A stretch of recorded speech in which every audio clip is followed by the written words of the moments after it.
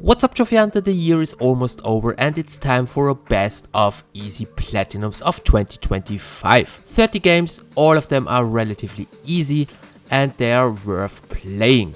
No shuffler games and no game where quick trophies are the main focus. 30 games is a lot, so I'm going through this list a little bit quicker than usually. And also keep in mind, right now there is a January sale available in the PSN store and most of the games in this video are on sale.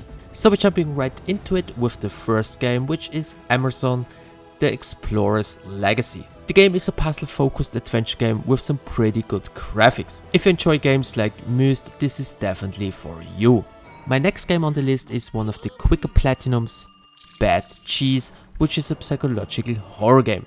But this one is pretty unique and has a very weird style, definitely worth a try.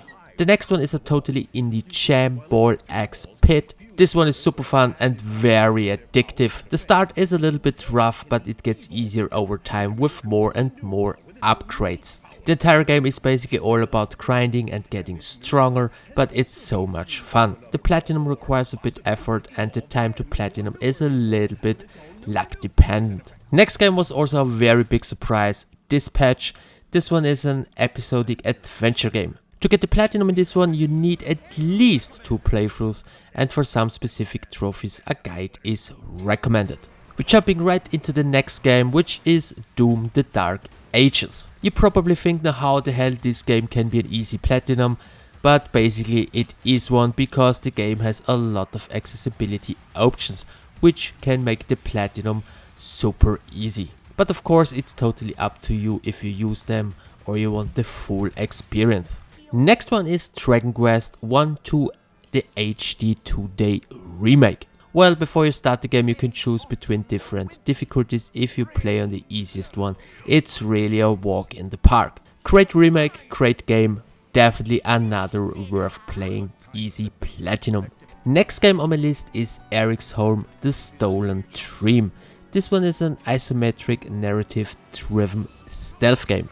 Almost all trophies come automatically, you only need to keep your eyes open for the notes and collectibles, but even they are easy to do without the guide. The next game on my list definitely requires a lot more effort, Final Fantasy Tactics: The Ivalice Chronicles. It's possible to unlock all the trophies in a single playthrough, but keep in mind there are some missables, and before you start the game you can also choose between 3 different difficulties. So if you don't want to go the easy way, just play on a higher difficulty. Next one is another banger, Ghost of Yotei. Everything can be unlocked in a single playthrough and there are no missables. You can also do everything on the easiest difficulty and you can also use all the accessibility features, which of course makes everything very easy. If you don't want to spend so much time on a platinum, here is a quicker one, Gloomy Eyes. This one is a puzzle indie adventure game. With a guide you can easily breeze through it in less than 4 hours. Without a guide you probably need 6 hours. Next one is another quick one, Hurdling. In this one you need to guide a herd of mysterious creatures on a stirring and beautiful journey into the mountains and beyond. Short but nice adventure game. Well, everything can be done in a single playthrough and one full playthrough will roughly take 3 hours, but keep in mind there are some missable trophies. From a beautiful place directly into the hell with Hell Is Us. The game is an adventure game with some slightly Souls-like vibes, but the game focuses more on solving puzzles and using clues found throughout the game. Everything can be done in a single playthrough, but there are some missables. You can adjust difficulty settings to fit your preferences. Next one is another banger, Like a Dragon: Pirate Yakuza in Hawaii. Only one playthrough, no missables, and everything can be done on the easiest difficulty. We have plenty of horror walking simulators available in the PSN store. Most of them are not really good at all, but this one, Luto, definitely counts to the best ones, especially in 2025. There are plenty of collectibles you need to find in this game, so with a guide you can probably unlock the platinum within 3 hours.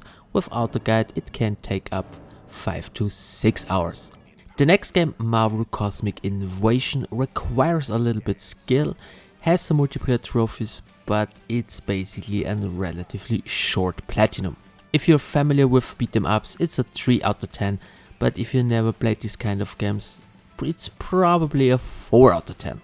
But it's definitely worth a try, super fun game, especially in multiplayer. Next one is Ninja Gaiden Ragebound. Ninja Gaiden easy, impossible, not really. Well, you need to complete the game on hard mode, but the game offers an assist mode, which makes everything a lot easier. Well, with assist mode it's only a 3 out of 10 and you can unlock all the trophies within 10 to 15 hours. But keep in mind, if you play the game without assist mode, this is easily a 8 out of 10. A game with a movie license is shit. Well, Indiana Jones and the Great Circle is an exception. For Indiana Jones fans, a must play. But it's even a must play if you're looking for a really good adventure game. Well, everything can be done in a single playthrough, there are no missables, and everything can be done on the easiest difficulty. Katamari is back with Once Upon a Katamari. To get the platinum you need one full playthrough and some levels have to be replayed to find all the collectibles. It's a pretty easy but very addictive game. You should be able to unlock the platinum within 12 hours. Probably not a game for everyone. Next game on my list is Post Trauma, another survival horror game. This one is a pretty short one. If you know what to do, you can get everything within 2 hours. If you go into the game blind, it will probably take 3 to 5 hours. If you enjoy games like the old school Resident Evil games, you can give this one a try. The next game on my list is Power Wash 2. Well, to be honest, I don't understand the hype about this game, but a lot of people love the game. However, this one is another easy and straightforward platinum, but it requires some time. I think the next game is very unknown but a lot of fun. Promise Mascot Agency. It's an open world adventure and management game. The game got a lot of good reviews, and if you want to play something weird, this game is definitely for you. Next one is Robocop Rogue City Unfinished Business. Well, not so good as the first one, but still not bad. This one is also a little bit easier and quicker than the first one. No time to lose, so we're jumping right into the next one, Skate Story. It's an adventure game, but instead of walking around, you need to use your skateboard. Great game, good soundtrack. The game also offers some accessibility options. If you use them, you can make the platinum a lot easier. Well, basically it's possible to unlock almost every single trophy within 5 to 6 hours, but unfortunately there's one annoying trophy. You need to do 10,000 tricks, which requires another 4 hours. And I almost forgot to mention, the game is also available on PS Plus Extra. Looking for a great co-op game, you should definitely check out Split Fiction. I think most of you guys already know the game, so I make this short. Great game, easy platinum. Next one is the game Sword of the Sea, also available on PS Plus Extra. Well, basically all the trophies are easy except one. The trophy Untouchable requires a bit of skill and is a little bit annoying, because you need to defeat the last boss without getting hit, but all the other trophies are relatively easy. Next one of the biggest surprises this year, Oblivion Remastered. In this game you can spend hundreds of hours, but if you're going straight for the platinum, you can do it within 30 to 40 hours. And it's basically also pretty easy if you play on the lowest difficulty. Great game, great remaster, easy trophies.